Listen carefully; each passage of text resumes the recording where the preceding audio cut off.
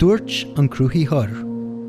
Bhfuilm rud éigean a chur a bhualach an chinne bliana, go dtí go mbeidh siad úlmhú dá.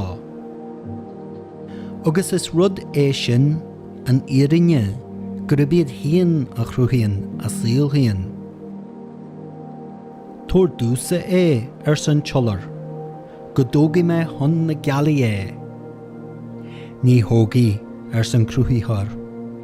Rathí siad a ad leis an gheala lá éigean agus amseothaí siad é. Cuirí mise faoi ghrineal na mara é san bradan.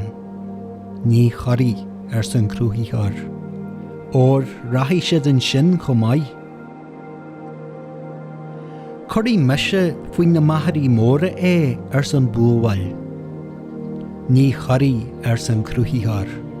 Garí siad creiceann na talún agus amseothaí siad an sin é go fiú.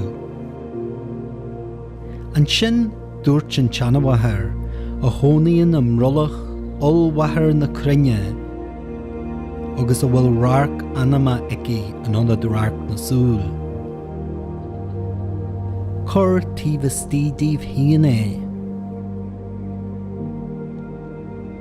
Cuirí san crúthaíthar.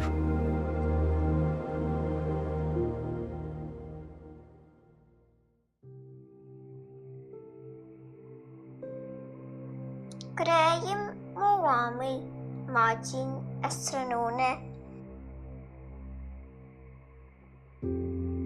Gráighim ag nóín is ríist an san líche.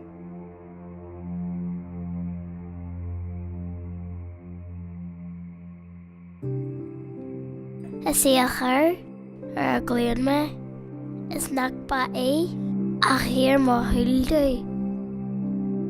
A ranraon na nangal na scáir sin go bra.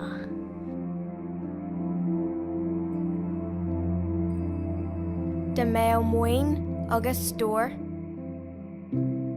agus óir an dúan mhór seo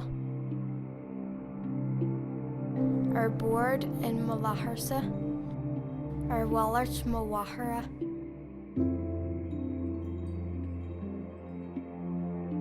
Féil síse ar ghraim láblam. Is ma thúil leis an bhord sin. Is é míorí go dréimhínse an síl seo go bródáil.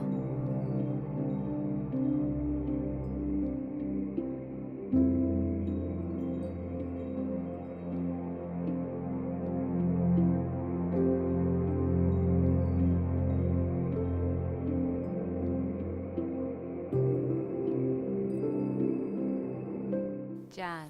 Rish. Lé.